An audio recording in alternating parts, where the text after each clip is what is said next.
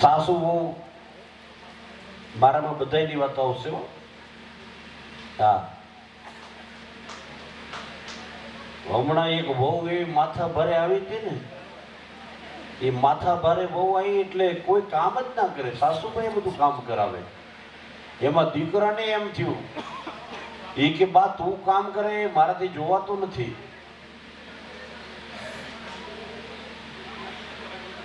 લાય હું કરી નાખું. એટલે બાએ ના પાડી, બાકી ના દીકરા તારાથી ન કરાય. પણ બા તો કરવું શું? તો કે આપણે એક કામ કરીએ, કાલે એક નવો ઉપાય કરીએ.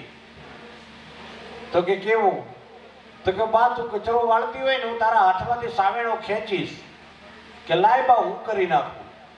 તારે કહેવાનું કે ના હું કરી નાખું. કદાચ તારી વહુને શરમ આવે અને એ હાથમાંથી સાવેણો લઈ લે અને એ કચરો વાળવા માંડે, કદાચ એવું બને. પણ આ તો માથા ફરેલ બહુ. સવારમાં બા કચરો વાળતા હતા. દીકરાએ બાને કીધું બા લાય હું વાળી નાખું. એટલે બા કે ના બેટા તારાથી ના વળાય. દીકરો કે ના બા લાય હું વાળી નાખું. બા કે નહીં તારાથી ના વળાય. બે જણા વિચાર કરે કે હમણાં બારી ખુલશે ને બહુ બૂમ પાડશે.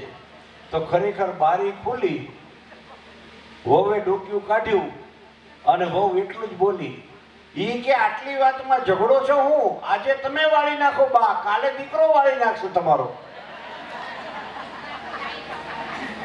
હા હા હા હા હા.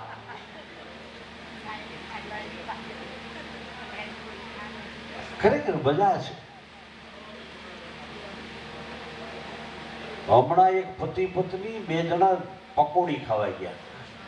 હવે આમાં અમદાવાદના ઘણા બેઠા ને એટલે પકોડી યાદ આવી, દ્વારકેશની.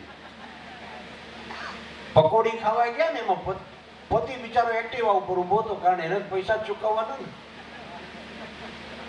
પેલા માતાજી પકોડી ખાતા હતા. એ પકોડી ખાતા ખાતા 40 પકોડી ખાધી પછી પાછું વળીને પતિ સામું જોયું. 40 ખાધા પછી પાછું વળીને પતિ સામું જોયું એટલે પતિ બિચારો ભોળા ભાવે એટલું બોલ્યો કે નાગણ ખા.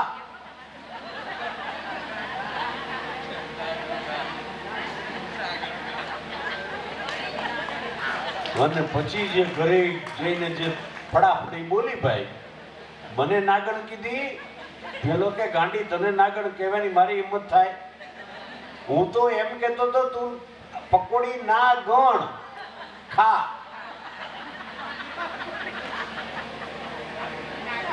હા, હમણાં એક પતિદેવનું મોઢું હોજી ગયું. મેં કીધું કેમ મોઢું હોજી ગયું? મને કે ઘરમાં નળ છે ને લીકેજ થઈ ગયો છે, નળ ટપકતો હતો. મેં પછી મને એમ થયું કે પૈસા ક્યાં ખર્ચવા, લાય જાતે કરી નાખું. એટલે હું નળ રિપેર કરવા માટે ગયો. એટલે મારે પાનાની જરૂર હતી.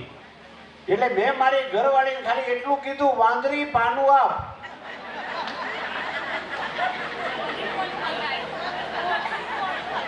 પેલીએ આપ્યું નહીં, માર્યું. હા હા હા હા, ડખો થઈ જાય. હો હા, બોલવામાં ધ્યાન રાખવું. હમણાં પતિ પત્ની બે જણા બેઠા હતા ને, એમાં પતિને વિચાર આવ્યો, પત્નીને વિચાર આવ્યો. ઈ કે આપણે હાવ એમને બેઠા એના કરતા કઈક વાત કર ને. એટલે પત્ની બોલી, ઈ કે તમે પુરુષો મરી જાઓ ક્યાં જાઓ?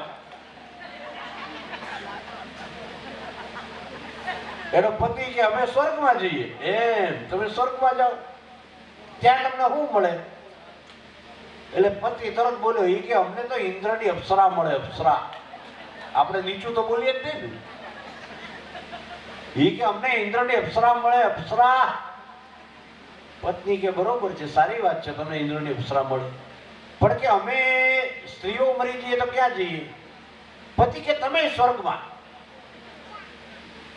તો કે તમને ઇન્દ્રની અપ્સરા મળે, અમને શું મળે?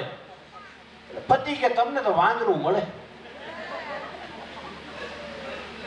હવે જોજો પત્નીનો જવાબ. પત્ની કે તમે નસીબદાર, બધાય તમે નસીબદાર. તમારે તો નીચે અમારા જેવી અપ્સરા, સ્વર્ગમાં જાવ તો અપ્સરા,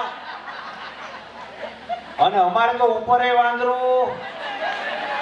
હું નથી બોલ્યો ભાઈ ભાઈ.